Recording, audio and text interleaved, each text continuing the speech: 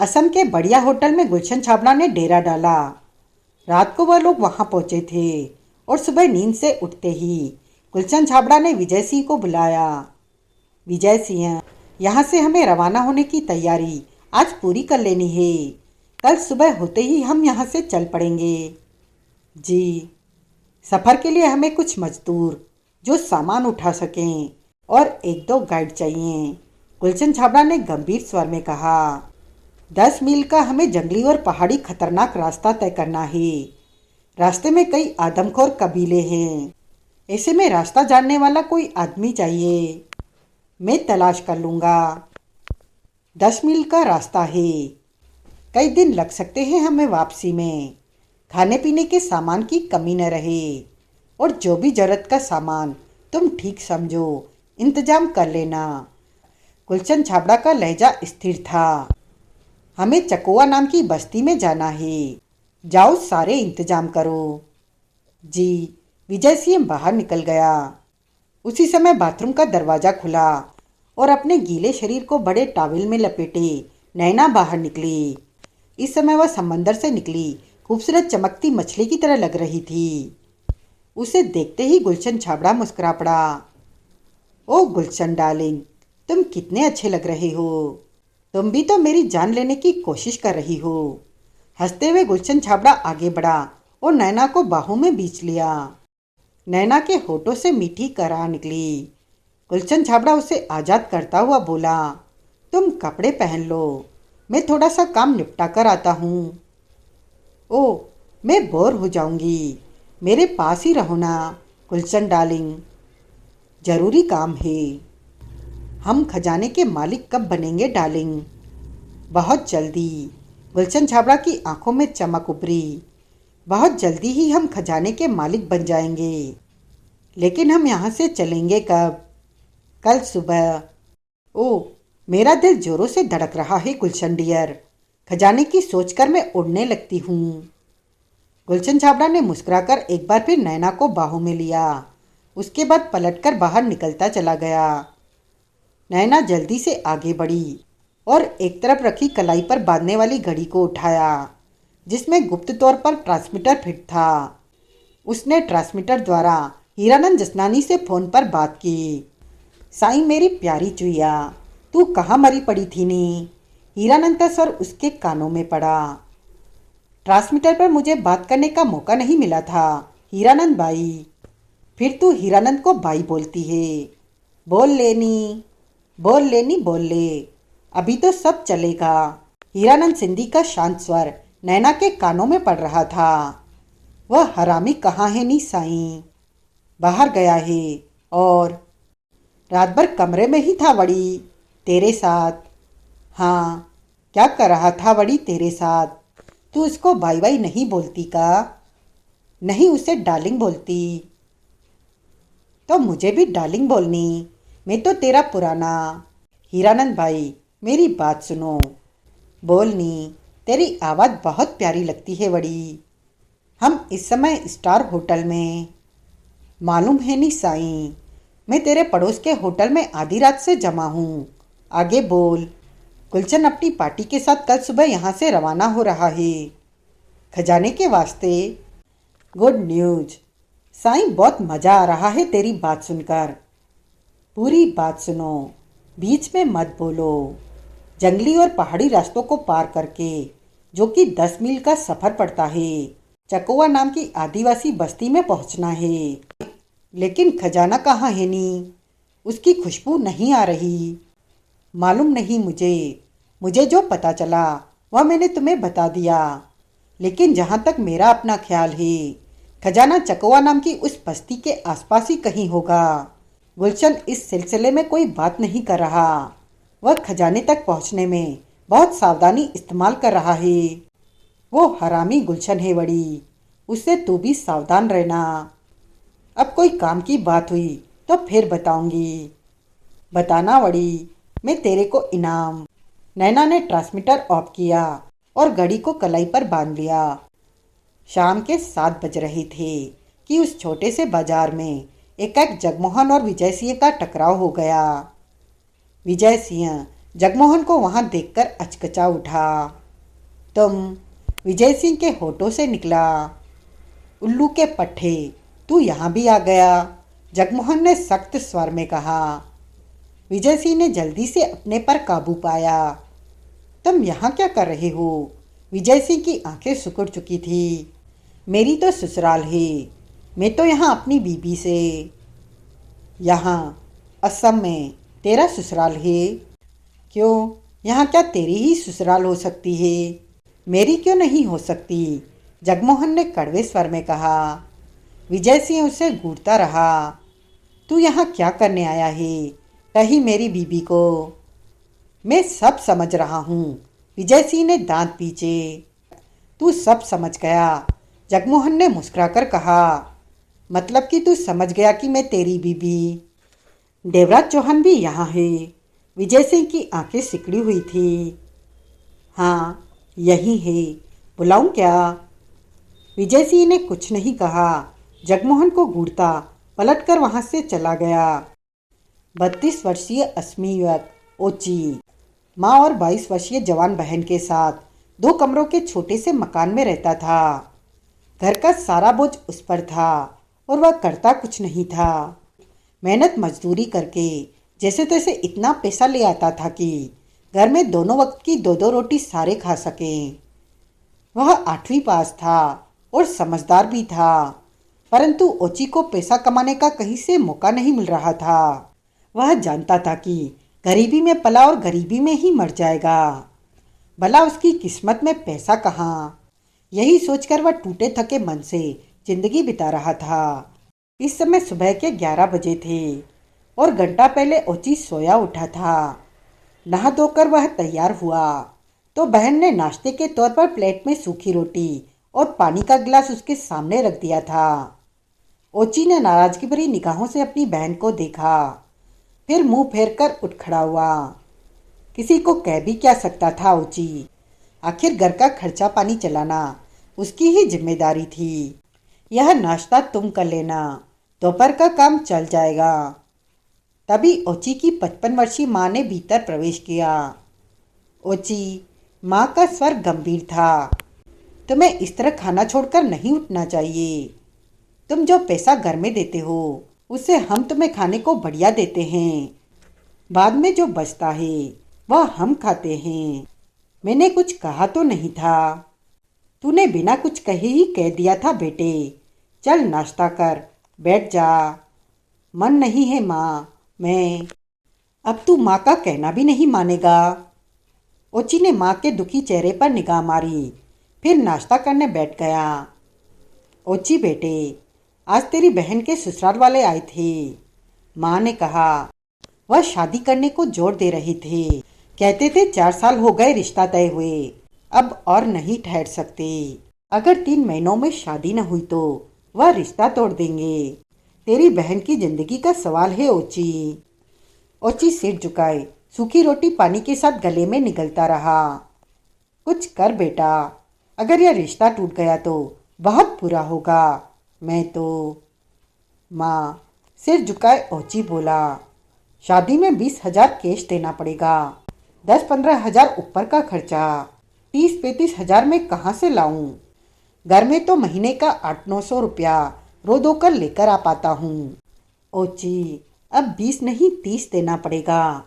आज तेरी बहन का ससुरा कह रहा था 20,000 तो 4 साल पहले तय हुआ था। अब महंगाई बढ़ चुकी है, इसलिए 10,000 ज़्यादा देना पड़ेगा, माँ ने दबे स्वर में कहा। ओची ने सिर उठाकर उखड़ी निगाहों से माँ को देखा। तुम खुद ही सोचो माँ, कैसे हो सकता है मैं इतना पैसा? 30 वह मांगते हैं, बाकी शादी का खर्चा। ओची की आवाज़ में दुख के भाव थे। मेरे हाथों पाँव की इतनी कीमत होगी तो उन्हें काट कर बेच देता। कौन भाई नहीं चाहता कि उसकी बहन का घर बसे, लेकिन इतना पैसा मैं नहीं ला सकता माँ। यह मकान भी बेचा जाए तो कोई 20-25 हजार से ऊपर नहीं देगा। तेरी बहन के ससुराल वालों को जवाब देना है बेटे। वह आज 2 दिन का वक्त हमें देकर गए हैं। या तो हम हाँ कह दें या फिर रिश्ता तोड़ दें। माँ के सर में दुख के भाव थे। ओची होठ बींचकर उठा और क्रोध भरी वृद्धा में बाहर निकल गया। आज सुबह ही गुलशन छाबड़ा अपने सारे आदमियों के साथ खजाने की तरफ रवाना हो गया था। उसके पीछे कुछ फासला रखकर हीरानंद जसनानी भी था। जगमोहन को उन दोनों की रवानगी पर जाने क्यों बेचैनी हो रही थी। देवराज चौहान का कहना था कि उसके और गुलशन छाबड़ा के सफर के बीच में कम से कम एक दिन का फासला तो अवश्य होना चाहिए। देवराज चौहान जहां निश्चित था, जगमोहन उतना ही बेचैन। राजन चौधरी के दिलो दिमाग में मिले जुले भाव थे। वह देवराज चौहान पर पूरी तरह विश्वास करके शांत सा बैठा था। सब लोग डिबगढ़ में रुके थे क्योंकि चकोआ बस्ती में जाने के लिए सफर यहीं से शुरू होना था। डिबगढ़ से आधा मील हटकर खतरनाक जंगली और चट्टानी इलाका ऐसा शुरू होता था कि आगे रोंगटे खड़े कर देने वाले हादसे थे। खतरा था, दहशत थी। स्थानीय लोग तो इस तरफ का रुख भी नहीं करते थे।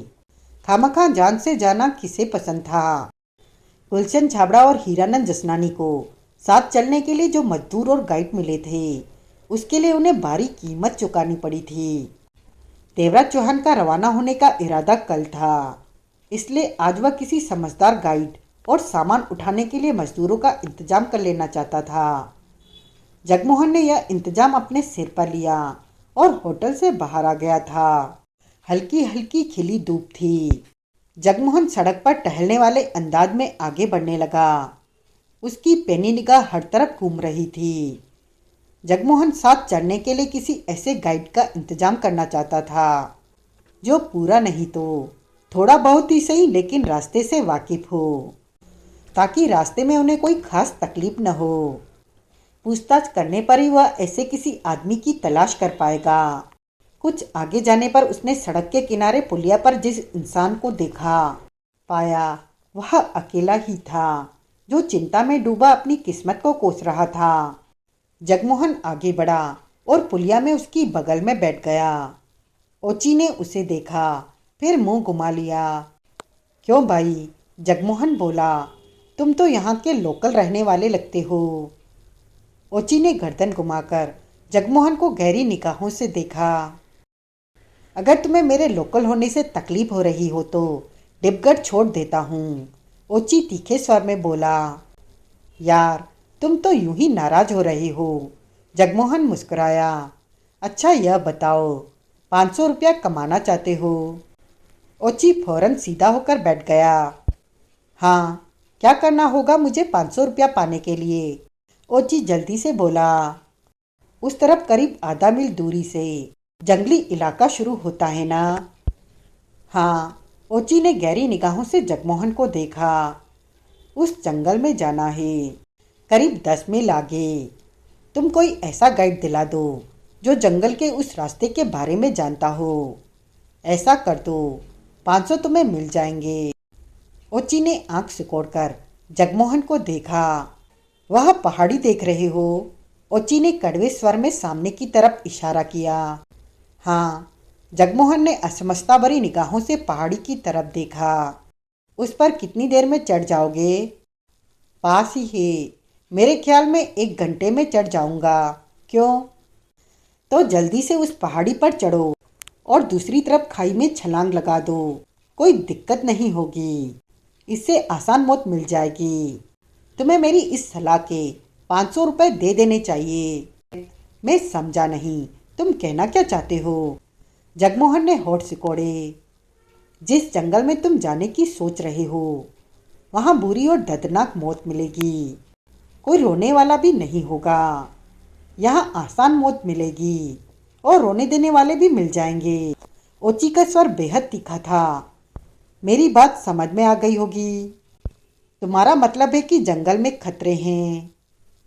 हाँ, ऐसे ऐसे खतरे की तुमने कल्पना भी नहीं की होगी, ओची ने गंभीर स्वर में कहा। उस खतरनाक जंगल में ऐसे आदमखोर कबीले हैं जो इंसानों को बेहद चाव से खाते हैं। उनका अपना कोई साथी मर जाए तो उसे भी खा जाते हैं। वह आज भी पेड़ों की छालों और पत्तों से अपना जिस्म ढांपते हैं अथवा नग्न घूमते हैं। कुछ साल पहले सरकार ने उन्हें सभ्य इंसानों में लाने की चेष्टा की थी। ऐसा सरकारी ग्रुप जो उनके पास गया, उनमें से एक भी जिंदा वापस नहीं लौटा।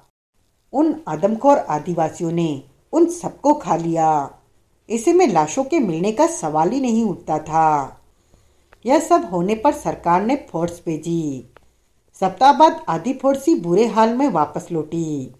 बाकी आधी का आज तक नहीं पता।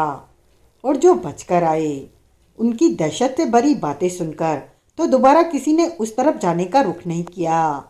न ही कोई इंसान जंगल में जाता है और न ही वह आदमखोर आदिवासी कभी इस तरफ आते हैं। यार, तुम तो डराने वाली बातें कर रहे हो, जगमोहन शक पकाकर बोला। जवाब में ओची के होठों पर अजीब सी मुस्कान उभरी। तो यह लोग खाते क्या हैं? जंगल में ही फलपति जानवरों वगैरह को अपना भोजन बनाकर गुजारा करते हैं। और क्या क्या गड़बड़ है जंगल में, पूछो क्या नहीं है। जगह जगह खतरनाक दलदले हैं, खतरनाक नरबक्षी पेड़ है। उन पेड़ों की टहनियाँ एक बार किसी के शरीर से सिमट जाए तो उनके शरीर का पूरा खून चूसकर ही छोड़ती है। और उन आदिवासियों ने जंगली जानवरों को पकड़ने के लिए अनोखी अनोखी तरह के जाल बिछा रखे हैं। जानवर हो या इंसान, ऐसा फंसता है कि फिर बच नहीं पाता। हथियारों के तौर पर वह जहरीले तीरों का इस्तेमाल करते हैं। एक बार शरीर को लग जाए तो इंसान बच न सके। जहर जो भी है वह किसी जंगली पौधे से हासिल करते हैं। मैं तुम्हें गिनती नहीं गिना सकता कि वहाँ कैसे कैसे खतरे हैं। सभ्य इंसानों को तो वह अपना सबसे बड़ा दुश्मन समझते हैं। तुम तो जंगल की काफ़ी जानकारी रखते हो। ओची कुछ नहीं बोला। बहुत बहुत शुक्रिया जो कि तुमने मुझे समझाने की चेष्टा की। जगमोहन का स्वर शांत था। लेकिन मुझे और मेरे साथियों को जंगल के 10 मील भीतर जाना है। ऐसे में तुम बताओ कि हम गाइड को कहाँ से हासिल कर सकते हैं जो जंगली रास्तों से थोड़ा बहुत वाकिफ हो, मतलब कि मरने का पक्का प्रोग्राम बनाए हुए हो। जगमोहन ने सिर हिलाया। तो जाकर मरो, मैं किसी गाइड को नहीं जानता, ओची ने रूखे स्वर में कहा। जगमोहन गहरी सांस लेकर उठ खड़ा हुआ। 10 मिनट पश्चात जगमोहन वापस ओची के पास पहुंचा। जगमोहन के साथ एक अस्मी था। ओची के देखते ही देखते उस अस्मी ने 500 रुपये जगमोहन से लिए और वहां से चला गया। जगमोहन पुनः पुलिया पर उसकी बगल में बैठ गया। तुम ओची हो? हाँ, ओची ने बिना उसकी तरफ देखे कहा। तुमने खामखा मेरा 500 का नुकसान करवा दिया, जगमोहन ने मुस्कुराकर कहा। तुमने पहले क्यों नहीं बताया कि तुम्हारे पापा इसी जंगल के जाने माने गाइड थे और तुम भी उनके साथ 3-4 बार जंगल का पूरा रास्ता तय कर चुके हो। बता देते तो मेरा 500 बच जाता। ओची ने सख्त निगाहों से जगमोहन को देखा। बताने वाले ने तुम्हें यह नहीं बताया कि मेरे पापा इसी जंगल में ही अपनी जान गंवा बैठे थे। नरबक्षी पेड़ की गिरफ्त में आ गए थे। खून चूसकर पेड़ की शाखाओं ने मेरे पापा को जमीन पर फेंक दिया। तो वही आदमखोर आदिवासी जो मेरे पापा की इज्जत करते थे, उन्होंने पापा की लाश को उठाया और भूनकर खा गए। मुझे मालूम भी न होता, परंतु पापा के 2 महीने तक न लौटने पर मैं जंगल में उनकी तलाश में गया था तो यह सब पता चला। सुनकर वास्तव में मुझे अफसोस हुआ, जगमोहन ने गंभीर स्वर में कहा। ओची ने जेब से बीड़ी का बंडल निकाला और बीड़ी सुलगा ली। अब मैं तुमसे सीधी बात करूं, जगमोहन पूर्वता लहजे में बोला। ओची ने जगमोहन को देखा। हमें जंगल में जाना है और हर हाल में जाना है। बोलो, तुम हमारे गाइड बनते हो? नहीं, ओची का स्वर सपाट था। मैं उस खतरनाक और मनुष्य जंगल में कभी नहीं जाऊंगा जहां मेरे पापा जैसा इंसान नहीं बच सका। वहां मेरी क्या बिसात। हम तुम्हें बहुत पैसा देंगे, मेरी जान ही नहीं रहेगी तो मैं पैसे का क्या करूंगा, ओची ने कड़वे स्वर में कहा। हम तुम्हें पूरा 1 लाख रुपया दे सकते हैं। जगमोहन जानता था कि इन लोगों के लिए लाख रुपया बहुत बड़ी बात थी। ओची ने चौंक कर जगमोहन को देखा। लाख रुपया?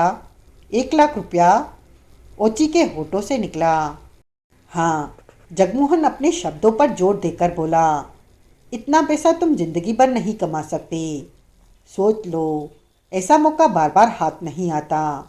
अगर तुम नहीं मानोगे तो किसी दूसरे को हम 25-50 हजार देकर तैयार कर लेंगे। तुम में मेरी दिलचस्पी सिर्फ इसलिए है कि तुम उस रास्ते से अच्छी तरह वाकिफ हो जहाँ पर हम जाना चाहते हैं। इसलिए मैंने तुम्हें 1 लाख देने की बात कही है। बोलो, बनते हो हमारे गाइड? ओची एकटक जगमोहन को देख रहा था और सोच रहा था कि अगर ₹1,00,000 हाथ में आ जाए तो उसकी बहन की शादी भी हो जाएगी। बाकी बचे पैसे से घर का खर्चा भी चलेगा और वह कोई काम धंधा भी कर लेगा। ओची को अपने ऊपर पूरा भरोसा था कि 95% वह जिंदा वापस लौट आएगा। जहाँ यह लोग जाना चाहते थे वह जगह उसके लिए नई नहीं थी। 3 बार वह अपने पापा के साथ पूरा रास्ता तय कर चुका था। यह बात 8-10 साल पहले की थी। ओची ने जगमोहन को देखा। जंगल में कहाँ जाना है? चकोवा बस्ती। चकोवा बस्ती, ओची चौका। हाँ, यह तो जंगल की आखिरी बस्ती पड़ती है। ओची की आंखें सिकुड़ चुकी। हाँ, चकोवा तक हमें जाना है और वापस आना है। सोच लो, कितना टाइम लग सकता है। जितना भी टाइम लगेगा उतने में तुम ₹1,00,000 हासिल कर लोगे, जगमोहन बोला। ओची ने कश लेकर बीड़ी को एक तरफ उछाल दिया। कितने साथी हो तुम लोग? 3। क्या काम है चकोवा में तुम लोगों का? कुछ भी हो, तुम्हें क्या? ओची पुलिया से उठा और जगमोहन के सामने खड़ा हो गया।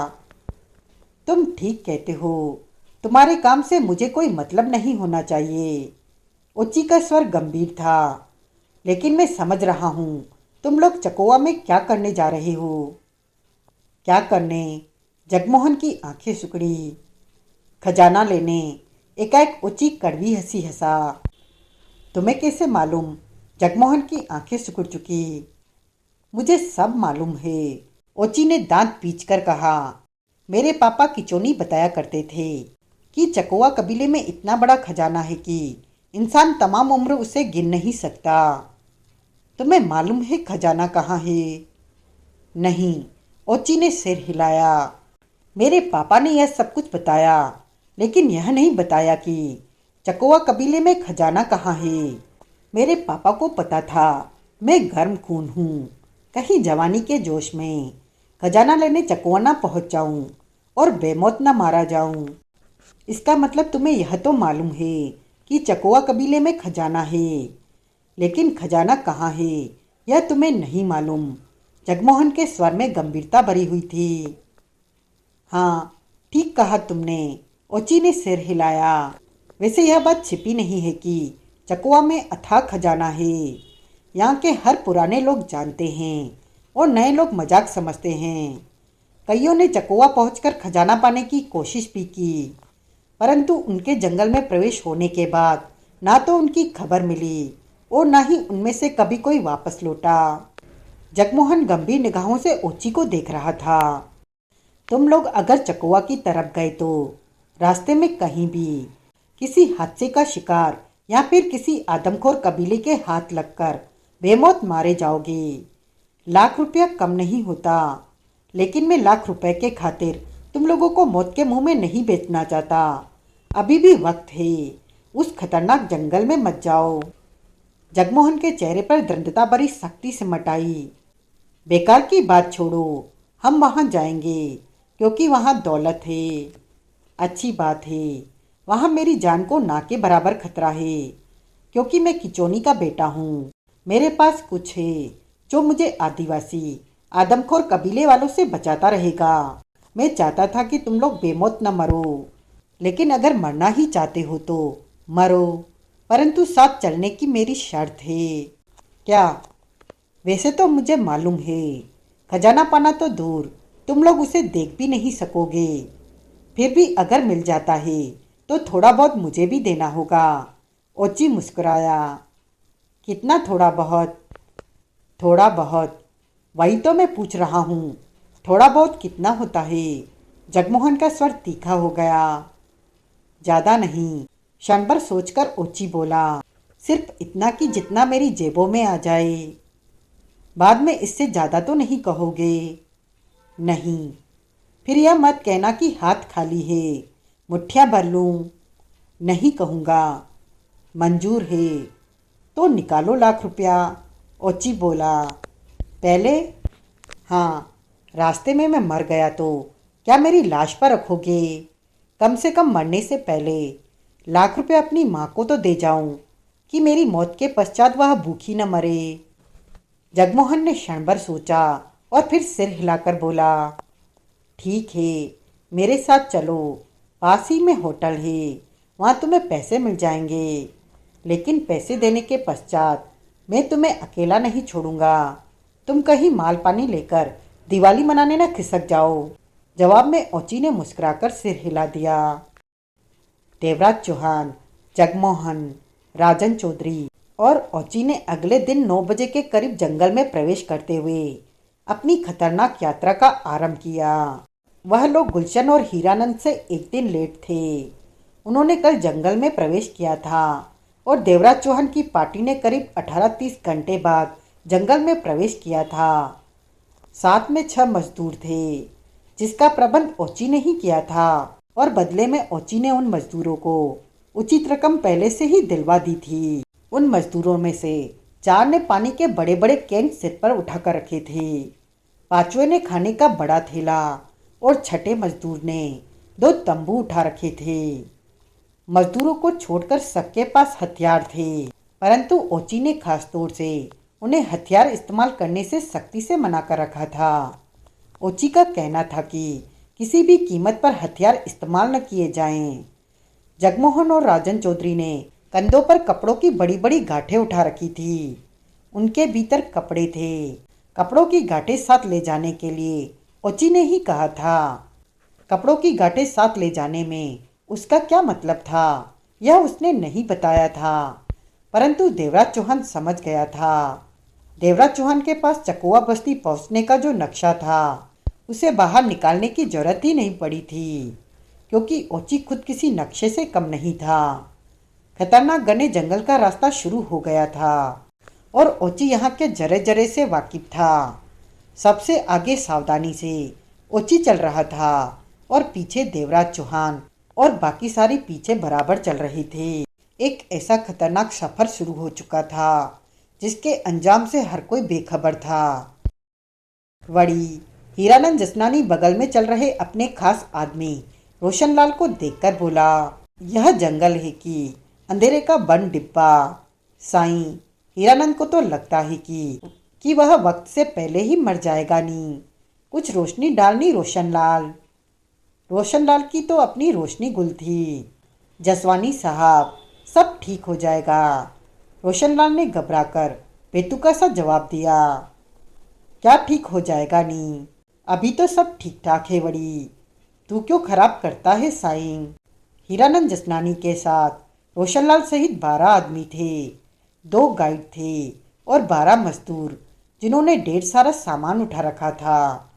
मजदूर और दोनों गाइड हीरानंद ने भारी कीमत देकर अपने साथ लिए थे, वरना जंगल जाने के लिए कोई तैयार नहीं था।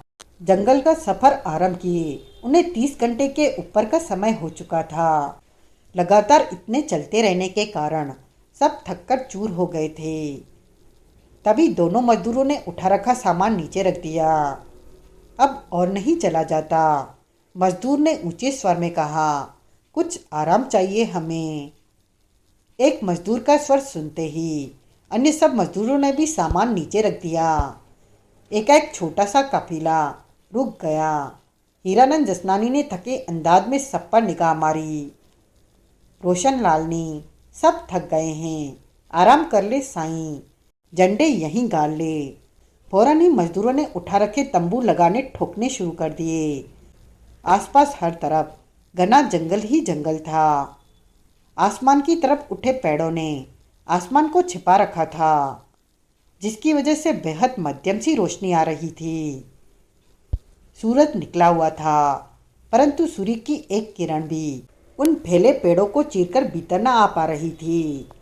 जमीन पर कहीं छोटी घास थी तो कहीं खुश्क जमीन, या फिर कहीं पर 2-3 फीट ऊंची जंगली घास नजर आ रही थी। सीलन भरा वातावरण वहां फैला हुआ था।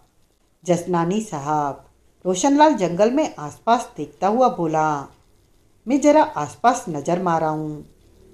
मारनी, एक क्या दो दो नजर मारनी। हीरानंद के करीब फोल्डिंग कुर्सी रख दी गई थी। वह उस पर बैठता हुआ बोला, परंतु बड़ी अपना ध्यान रखना, मरवर मत जाना, समझ गया नी? जी। रोशनलाल वहां से चला गया। करीब 15 मिनट बाद वह वापस लौटा।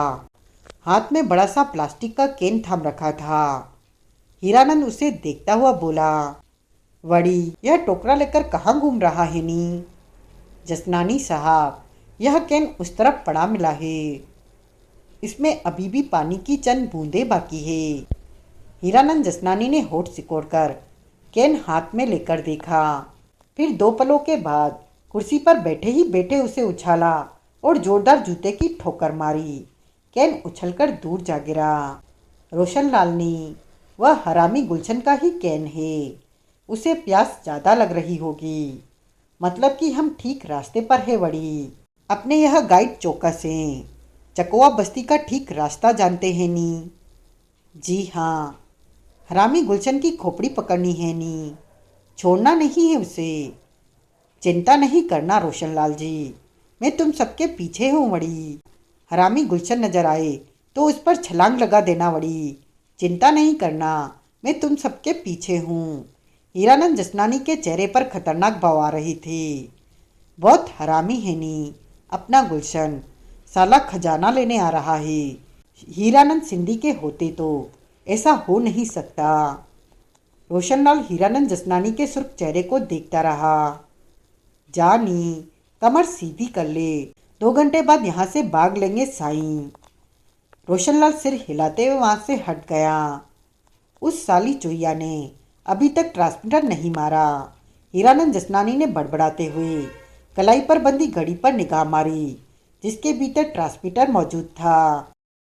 शेर की तेज जबरदस्त दहाड़ सुनते ही गुलशन छाबड़ा, नैना और उसके साथ चल रहे दोनों गाइडों के कदम ठिठक गए। विजय सिंह भी रुका। साथ में 14 मजदूर और 12 उसके अपने आदमी थे। सबके कदम जाम होकर रह गए थे। चूंकि शेर की दहाड़ करीब से ही आई थी, इसलिए अधिकतर के चेहरों पर भय के भाव नाचने लगे थे। उनकी निगाह एक दूसरे के चेहरों पर और घने जंगल में दौड़ती शेर को तलाश कर रही थी। जंगल इस कदर घना और गहरा था कि कुछ आगे के बाद कुछ भी नजर नहीं आ रहा था। घने पेड़ों की भारी टहनियाँ झुककर जमीन को छू रही थी। कहीं कहीं पर तो चलना भी कठिन हो जाता था। दिन के उजाले और सूर्य की तीव्र रोशनी के बाद भी जंगल में अंधेरा सा महसूस हो रहा था। दांत पीछे गुलशन छाबड़ा ने रिवॉल्वर निकालकर हाथ में ले लिया। विजय सिंह और कुछ अन्य ने भी रिवॉल्वर को हाथों में ले लिया। शेर कहीं आसपास ही है। गुलशन छाबड़ा का कहर से भरा स्वर ऊंचा था। किसी ने कोई जवाब नहीं दिया। सबकी निगाहें घने जंगल को बेचती शेर को तलाश कर रही थी। तभी गुलशन छाबड़ा का स्वर पुनः गूंजा, कोई भी न डरे, इसी तरह खड़े रहो। इस जंगल में रहने वाला शेर भूखा होगा और वह ज्यादा देर छिपा नहीं रहेगा, जल्दी ही सामने। उसी पल शेर की दहाड़ पुनः गूंजी और दाईं तरफ से 15-20 फीट दूरी पर पेड़ के पीछे से शेर प्रकट हुआ और मात्र 1 सेकंड में ही उसने खतरनाक जबड़ा खोले, छलांग लगाई और पंजों सहित सामान उठा एक मजदूर से चिपका और उसे लेता हुआ नीचे जा गिरा। मजदूर की दहशत से भरी चीखें गूंज उठी। शेर कम से कम 12 फुट लंबा था। वह इतना भूखा था कि अपने शिकारी को घसीटकर एक तरफ भी नहीं ले गया था और लंबे नुकीले दांतों से मजदूर का शरीर उगेड़ने लगा था। मजदूर की जान तो कब की निकल चुकी थी। वहशी दरिंदे को इतना करीब पाकर सब ठगे से रह गए थे। चेहरे पर मौत से डूबी घबराहट थी। दिल दाड़ दाड़ बज रहे थे। शेर का जबड़ा चलने की आवाज ही वहां गूंज रही थी। कोई गोली नहीं चलाएगा, एकाएक गुलशन छाबड़ा की आवाज गूंजी। खौफ के मारे किसी को गोली चलाने की सुद्धि कहाँ थी। शेर भूखा है, और अब उसे शिकार मिल गया है। किसी को कोई खतरा नहीं है। वह खाने का थैला उठाओ और चलो। शेर पर निगाहें टिकाए गुलशन छाबड़ा एक एक शब्द चबाकर बोला। खाने का बैग शेर से सिर्फ 8 फुट की दूरी पर था। किसी की इतनी हिम्मत नहीं थी कि आगे बढ़कर बैग को उठा सके। गुलशन छाबड़ा ने दांत पीचकर सहमे खड़े आदमियों को देखा, फिर हाथ में थाम रखी रिवॉल्वर जेब में डाली और चेहरा शांत रखे सतर्क भाव से आगे बढ़ा। गुलशन साहब, विजय सिंह के होठों से डरा हुआ दबा सा स्वर निकला, लेकिन गुलशन छाबड़ा उसी अंदाज में आगे बढ़ता रहा। शेर वैसी अंदाज में अपने जबड़े से मजदूर के शरीर को फाड़े जा रहा था। उसके शरीर का मांस खाए जा रहा था। बेहद होलनाक दृश्य था। गुलशन छाबड़ा को अपनी तरफ बढ़ते पाकर शेर सतर्क सा नजर आने लगा। उसकी आंखों में खुखड़तापूर्ण भाव और भी उभर आए, परंतु इन सब बातों के दौरान शेर ने मजदूर के शरीर को उगेड़ना नहीं छोड़ा। गुलशन छाबड़ा खाने के बैग के करीब पहुंचा, बैग को उठाया और पलटकर वापस पहुंच गया। यह सब देखकर सबकी जान में जान आई। चलो, गुलशन छाबड़ा दूसरे को बैग थमाकर ऊंचे स्वर में बोला। शेर का पेट बढ़ता जा रहा है। अब उसे हम में से किसी की भी जरूरत नहीं। नैना के होठों से चैन भरी पहली सांस निकली। दहशत में डूबे सब लोग एक बार फिर आगे बढ़ गए। जब वहां से कुछ आगे आ गए तो उनका खौफ कुछ कम हुआ। मजदूर की कटीपटी उगड़ती लाश सबकी आंखों के सामने घूम रही थी। आपने बहुत बड़ा खतरा मोल लिया। विजय सिंह की सांसें जैसे वापस लौटी हो। गुलशन छाबड़ा ने क्रूरता भरी निगाह विजय सिंह के चेहरे पर डाली। जंगल का शेर हो या बाहर का शेर, गुलशन छाबड़ा ने आज तक डरना नहीं सीखा। विजय सिंह ने सूखे होठों पर जीभ फेरते हुए सिर हिलाया। अभी कितना रास्ता है? गुलशन छाबड़ा ने दोनों गाइडों पर निगाह मारी। बहुत रास्ता बाकी है, एक गाइड ने जवाब दिया। गुलशन साहब, एकाएक विजय सिंह बोला, पीछे देवराज चौहान आ रहा होगा। गुलशन छाबड़ा के चेहरे पर मौत से भरी मुस्कान उभरी। देवराज चौहान ही नहीं, हीरानंद जसनानी भी हमारे पीछे है। नैना मन ही मन जोरों से चौंकी। हीरानंद? विजय सिंह के होठों से निकला। हाँ। गुलशन छाबड़ा के चेहरे पर जहरीले भाव उभरे। मैंने उसके आदमी रोशनलाल को बाजार में देखा था। वह मुझे नहीं देख सका था। रोशनलाल के यहाँ मौजूद होने का मतलब है कि हीरानंद जसनानी भी यहीं है, हमारे पीछे है और खजाना पाने के चक्कर में है। ओ, विजय सिंह के चेहरे पर चिंता के भाव उभरे। देवराज चौहान और हीरानंद जसनानी अपने अपने ग्रुप के साथ हमारे पीछे आ रहे हैं। इसका तो यही मतलब निकलता है गुलशन साहब। ठीक सोचा तुमने, गुलशन छाबड़ा ने कड़वे स्वर में कहा। ऐसे में तो वह लोग हमें कभी भी खतरे में डाल सकते हैं। चिंता मत करो, वह लोग हमारा कुछ भी नहीं बिगाड़ सकेंगे, गुलशन छाबड़ा ने कड़वे स्वर में कहा। रास्ते में हम उनकी मौत का प्रबंध करते आ रहे हैं, कहीं न कहीं तो फंसकर मरेंगे ही। विजय सिंह कुछ नहीं बोला। उसका चेहरा बता रहा था कि उनके पीछे आने से वह सहमत नहीं है। अगर वह लोग हमारे पीछे आते रहे तो हमें कभी भी नुकसान पहुंचा सकते हैं, नैना कह उठी। गुलशन छाबड़ा को पार पाना इतना आसान नहीं है नैना डियर। वह सब तो अगले ही पल गुलशन छाबड़ा के शब्द मुंह में ही रह गए। ढोल बजने की तीव्र आवाज़ें एकाएक उनके कानों में पड़ने लगी। आवाज़ें न तो ज़्यादा दूर थी और न ही ज़्यादा करीब, परंतु उस घने खतरनाक जंगल में ढोल की आवाज़ जैसे मौत के धमाके लग रहे थे। सबके चेहरों पर आतंक और दहशत के भाव नाचने लगे। गुलशन छाबड़ा ने दांत पीचकर दोनों गाइड पर निगाह मारी। गाइडों के चेहरे पर भी खौफ नाच उठा था। यह आवाज़ें, आगे के शब्द गुलशन छाबड़ा ने अधूरे छोड़ दिए थे। आदमखोर कबीले वालों की है, एक गाइड की आवाज़ में घबराहट थी। शेर की दहाड़ सुनकर वह इस तरफ ढोल बजाते हुए आ रहे हैं। शेर की दहाड़ से उन आदिवासियों ने महसूस कर लिया है कि जंगल में कोई आ पहुंचा है। अब वह हमें पकड़ेंगे और भोजन के तौर पर खा जाएंगे। गुलशन छाबड़ा के चेहरे पर क्रूरता ही क्रूरता नाच उठी। चिंता मत करो, गुलशन छाबड़ा जहर से बुझे स्वर में हंसा। गुलशन छाबड़ा के पास हर लोहे की काट का सामान मौजूद है। मैं यहाँ खजाना लेने आया हूँ, खुद को मौत के मुंह में झोंकने नहीं। हमें कुछ नहीं होगा, तुम लोग सिर्फ तमाशा देखो।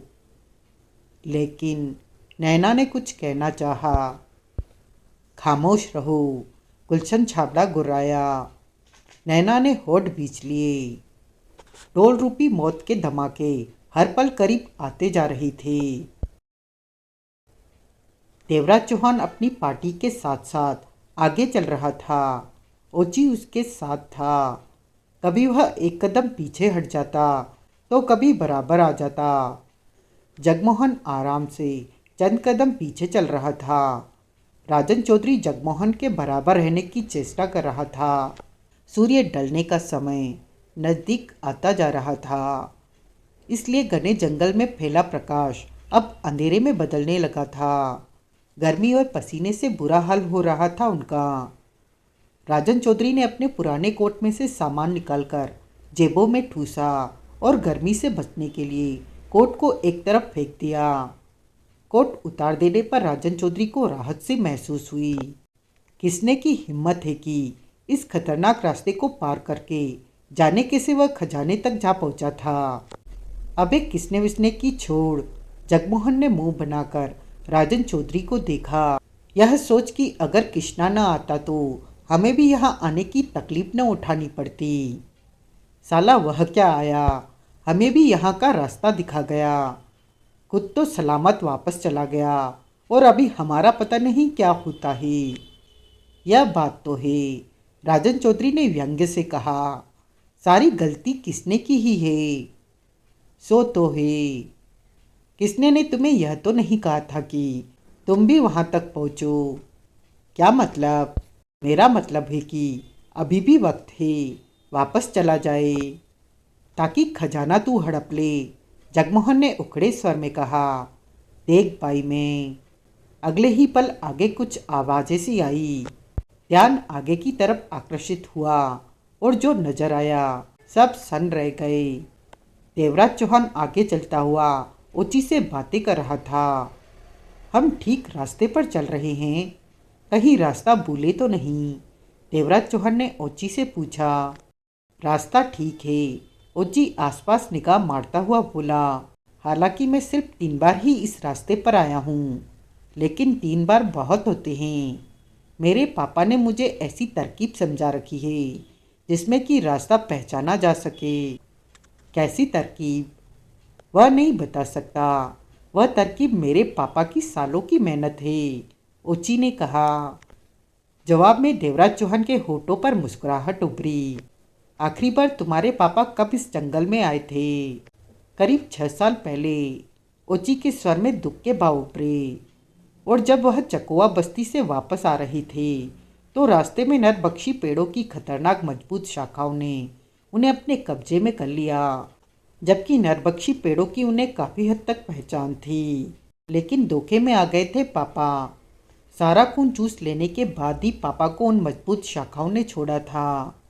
मेरे पापा ही इन जंगलों के एकमात्र ऐसे गाइड थे जिन्हें इस जंगली रास्तों के जरे जरे से वाकफियत थी।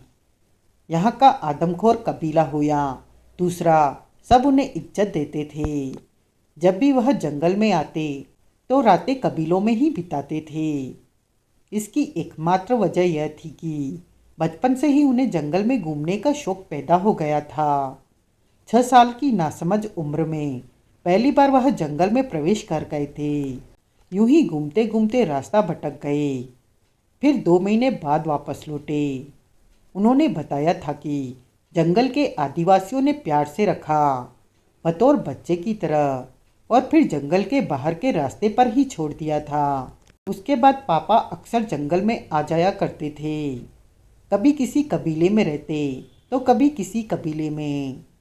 सब उन्हें दोस्तों की तरह ही जानने लगे।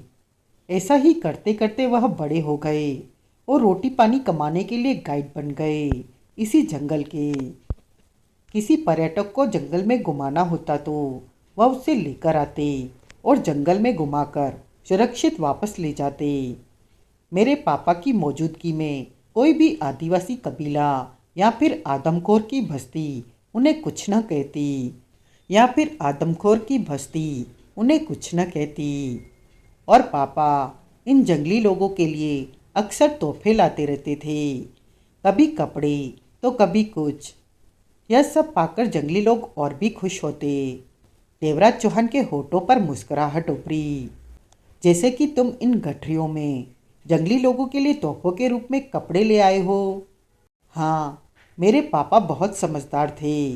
वह जो करते थे उसके पीछे वजह होती थी। उनकी नज़र में इन बेअक्ल जंगली लोगों को तोहफा देना जरूरी था, और मैंने उनकी इस बात को ध्यान में रखते हुए तोहफे रूपी कपड़े साथ लिए हैं। शायद जंगलियों के लिए यह अच्छे दोस्तों की निशानी जैसा महत्व रखते हों। तुम नरभक्षी पेड़ों को जानते हो, पहचानते हो? नहीं, ओची ने गंभीर स्वर में कहा। हम पेड़ों के बीच में से ही गुजर रहे हैं, और कोई भी पेड़ नरभक्षी हो। हम पेड़ों के बीच में से ही गुजर रहे हैं, और कोई भी पेड़ नरभक्षी हो। ठीक इसी पल देवराज चौहान को अपना पांव जमीन में घसता महसूस हुआ। देवराज चौहान को खतरे का तीव्र झटका लगा। करीब ही ओची था। देवराज चौहान ने पूरी शक्ति से ओची को दोनों हाथों से धक्का दिया। ओची कुछ नहीं समझा और 4-5 कदम पीछे जा गिरा। यह सब देखकर सब चौंके, सब ठिठके। ओची उछलकर खड़ा हो गया। ओची ने उछलकर फौरन उसकी कलाई थाम ली। आगे मत बढ़ो, दलदल है। दलदल। जगमोहन की आंखों में आतंक के भाव उभरे। कहाँ? सबकी निगाहें आगे की तरफ घूमने लगी, और जो दृश्य नजर आया वह सबको कपा देने के लिए काफ़ी था। आगे घास ही घास नजर आ रही थी, और देवराज चौहान घास के नीचे छिपी दलदल में घुटनों तक धंस चुका था। देवराज चौहान के होठ सख्ती के साथ बिछे हुए थे। उसने एक बार भी दलदल से निकलने की कोशिश नहीं की। वह जानता था कि दलदल से निकलने की जितनी चेष्टा करेगा उतना ही और भीतर घसीगा। देवराज चौहान को देखते ही जगमोहन की आंखें आतंक से फैलती चली गई। नहीं! जगमोहन ने चीखते हुए ओची के हाथ से अपनी कलाई छुड़ाई और देवराज चौहान की तरफ भागा। रुको! ओची चीखा। यह क्या कर रहे हो? पीछे से दहशत भरी राजन चौधरी की आवाज़ उसके कानों में पड़ी, लेकिन जगमोहन नहीं रुका। बेवकूफ़, रुक जाओ, आगे मत आओ, दलदल है। देवराज चौहान का कठोर स्वर ऊंचा था। नीचे घास थी। दलदल कहाँ से शुरू हो रही थी? दलदल कहाँ से शुरू हो रही थी? नजर नहीं आ रहा था। तेजी से दौड़ते जगमोहन का पांव दलदल के ठीक किनारे पर पड़ा। किनारा बेहद चिकना था। पांव फिसला और करीब 4-5 फीट आगे दलदल में घस रहे देवराज चौहान के ऊपर जा गिरा। इससे पहले कि जगमोहन का शरीर दलदल में घसता, देवराज चौहान ने दोनों बाहों से उसे संभाल लिया। एकाएक बहुत ज़्यादा हो जाने के कारण देवराज चौहान का शरीर तेजी से दलदल में जाने लगा। बेहद खतरनाक क्षण थे। देवराज चौहान ने पल भर भी इंतजार नहीं किया। दोनों बाहों में संभाले देवराज चौहान ने जगमोहन के शरीर को अपने सिर से ऊपर उठाया और पूरी शक्ति से उछाल दिया। जगमोहन 6-7 फीट दूर सूखी जमीन पर जा गिरा। एकाएक बोझ बढ़ जाने के कारण देवराज चौहान का शरीर कमर तक दलदल में घस गया था। जगमोहन फौरन उछलकर खड़ा हो गया। उसकी आंखों में भय और खौफ के भाव उछाले मार रही थी। तभी ओची ने सख्ती से जगमोहन की कलाई थाम ली। राजन चौधरी पास आ पहुंचा। अन्य मजदूर भी देवराज चौहान को दहशत भरी निगाहों से दलदल में घसते देख रहे थे। हर कोई जानता था कि दलदल में घसने वाला अब बच नहीं सकता।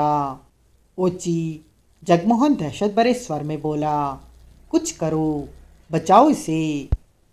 नहीं, अब यह नहीं बच सकता। बकवास मत करो। अगर यह मरा तो तुम सबको दलदल में फेंक दूंगा। जगमोहन पागलों की तरह घुर्रा उठा। ओची हंसा। भूल है तुम्हारी। अगर तुमने मुझे हाथ भी लगाने की चेष्टा की तो यह मजदूर तुम्हारे टुकड़े टुकड़े कर देंगे। अपने हथियारों के भरोसे मत रहना। मेरे लिए यह अपनी जान भी दे देंगे और सबसे पहले तुम्हें दलदल में फेंकेंगे। अपने शब्दों को संभालो। मेरे लिए यह अपनी जान भी दे देंगे और सबसे पहले तुम्हें दलदल में फेंकेंगे। अपने शब्दों को संभालो। कहीं अपने साथी से पहले ही न मर जाना। कोई और वक्त होता तो इतना सुनने पर मैं तेरी जान ले लेता ओची। जगमोहन घुर्राया। और लूँगा भी। अगर दलदल मेरे साथी को निकल गई तो तब मैं तुम सब पर वह कहर बरपा दूंगा कि। ओची पुनः हंसकर बोला, बेकार की बातें मत बोलो। तुम्हें तो खुश होना चाहिए कि खजाने का एक हिस्सेदार कम हो गया। जगमोहन ने दांत पीसते हुए खतरनाक गुर्राहट के साथ ओची पर छलांग लगा दी। तीव्र झटके के कारण ओची नीचे गिरा तो जगमोहन उसकी छाती पर बैठकर उसका गला जोरों से दबाने लगा। हरामजादे, वह मेरा हिस्सेदार नहीं है। कमीने, वह मेरा सब कुछ है। वह मर गया तो मैं किसी को भी। जगमोहन, दलदल में घस रहे देवराज चौहान ने कठोर स्वर में कहा, बेवकूफ़ी मत करो। ओची को छोड़ो। नहीं, मैं इसे। सुना नहीं तुमने? देवराज चौहान की गुर्राहट तेज हो गई। जगमोहन ने ओची की गर्दन के बंधन ढीले किए। पीछे से राजन चौधरी ने उसकी बाँह पकड़कर खींचकर उसे खड़ा किया। जगमोहन की बेबसी भरी निगाह पुनः देवराज चौहान पर जा टिकी। रस्सा निकालो, देवराज चौहान ने शांत स्वर में कहा। सुनते ही राजन चौधरी फौरन मजदूर की तरफ पलटकर बोला, रस्सा किसके पास है? एक मजदूर ने तुरंत अपने सामान में से मोटा रस्सा निकाला। राजन चौधरी ने रस्सा थामा और दलदल के किनारे पर पहुंचा। ठहरो, देवराज चौहान बोला, यहाँ से रस्सा मत फेंकना। मेरा आधे से ज़्यादा शरीर दलदल में घस चुका है। दलदल मुझे नीचे खींच रही है। ऐसे में मैं बाहर नहीं आ पाऊंगा। तो फिर? दलदल के ऊपर पेड़ों की मोटी मोटी शाखाएं हैं। देवराज चौहान ने ऊपर देखते हुए कहा, रस्सा ऊपर से नीचे फेंको। किसी मजबूत शाखा में अटका रस्सा नीचे आएगा तो मुझे दलदल में से बाहर निकलने में आसानी होगी। देवराज चौहान का कमर तक शरीर दलदल में पूरी तरह घस चुका था। जगमोहन जल्दी से आगे बढ़ा और राजन चौधरी के हाथ से रस्सा लेकर उसे खोलने लगा। साथ के साथ जगमोहन की निगाह दलदल के ऊपर पेड़ों पर जा रही थी कि किस मजबूत शाखा पर रस्सा फेंककर नीचे लटकाया जाए। रस्सा मोटा और मजबूत था। पूरा रस्सा खोलने के पश्चात जगमोहन ने तलाश करके ईंट समान भारी पत्थर रस्से के सिरे पर बांधा ताकि रस्से को ऊपर तक फेंकने में आसानी हो। राजन चौधरी ने रस्से के पीछे वाला सिरा पकड़ लिया। समय कम था। देवराज चौहान का शरीर हर पल दलदल में घसता जा रहा था। ओची शांत सा खड़ा सब कुछ देख रहा था। जगमोहन ने एक पेड़ की मजबूत घास शाखा का निशाना लेकर रस्से से बंधी ईंट जोरों से फेंकी। कोई फायदा नहीं हुआ। ईंट दलदल में जा गिरी। रस्से से खींचकर ईंट को बाहर निकाला और पुनः कोशिश की गई। तीसरी बार कोशिश सफल हुई, परंतु एक कमी रह गई। जगमोहन जिस मजबूत शाखा पर रस्सा लटकाना चाहता था, रस्सा उस पर नहीं लटका था, बल्कि उस करीबी शाखा पर जा लटका था, जो उस जैसी मजबूत तो नहीं, परंतु फिर भी बुरी नहीं थी। जैसे तैसे काम चल सकता था। रस्से के किनारे पर लगी ईंट के कारण शाखा पर रस्सा पड़ते ही ईंट रस्से को तेजी से नीचे लाई। चूंकि रस्सा राजन चौधरी ने पकड़ रखा था, इसलिए अटक कर रस्से पर बंधी ईंट बीच में ही रुक गई। तब तक देवराज चौहान का छाती तक का हिस्सा दलदल में घस चुका था। राजन चौधरी ने जल्दी से रस्से को ढीला किया तो वह देवराज चौहान तक जा पहुंचा। देवराज चौहान ने दोनों हाथों से रस्से को थामा और ईंट खोलकर एक तरफ फेंकी। अब मजबूत रस्सा मजबूत हाथों की पकड़ में था। दूसरी तरफ से राजन चौधरी ने पक्के तौर पर रस्सा पकड़ रखा था ताकि रस्सा हाथ से छूटे नहीं। ओची ने आगे बढ़कर राजन चौधरी के साथ रस्से को और भी मजबूती से पकड़ लिया। तनाव में डूबे जगमोहन को कुछ राहत महसूस हुई। आंखों में आशा चमकी कि अब देवराज चौहान को कुछ नहीं होगा, वह बच जाएगा। जगमोहन ने पलटकर ओची और राजन चौधरी को देखा। रस्सा खींचो और देवराज चौहान को दलदल से। ठहरो। देवराज चौहान ने रस्से को मजबूती से थामे जगमोहन की बात काटी। ऐसा कोई काम नहीं करना। रस्सा नहीं खींचना। ऊपर पेड़ की जिस शाखा पर रस्सा लटका है वह इतना बोझ नहीं उठा सकती। फिर क्या किया जाए? जगमोहन ने व्याकुल स्वर में पूछा। तुम लोग इसी तरह रस्सा पकड़े रहो। देवराज चौहान ने सिर उठाकर ऊपर की तरफ निगाह मारी। यह शाखा मेरा बोझ नहीं संभाल सकती है। तुम लोग किसी भी कीमत पर रस्सा नहीं खींचना। कोई कुछ नहीं बोला। सन्नाटा छाया रहा। मजदूर भी सामान नीचे रखकर धड़कते दिल के साथ यह सब देख रहे थे। रस्सा पक्की तरह से पकड़ा है ना? जगमोहन ने सूखे होठों पर जीभ फेरी। चिंता मत करो। राजन चौधरी की आवाज में दृढ़ता थी।